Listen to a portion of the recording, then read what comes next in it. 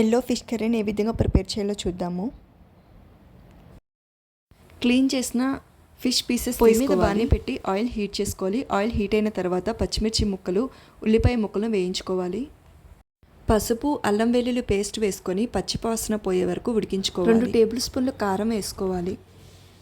రుచికి సరిపోయేంత చింతపండు పులుసును పోసుకోవాలి. రుచికి సరిపోయేంత ఉప్పును యాడ్ చేసుకోవాలి.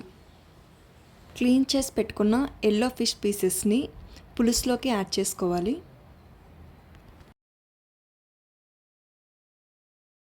ఇవి ఉడకడానికి 20 నిమిషాల వరకు టైం పడుతుంది.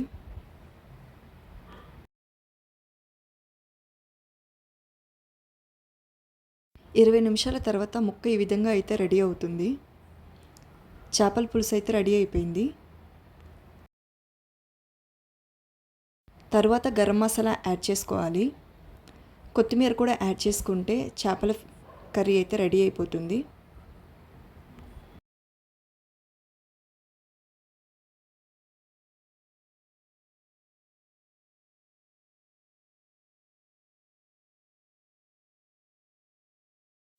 అన్నంలోకి ఎల్లో ఫిష్ కర్రీని సర్వ్ చేసుకుంటున్నాను.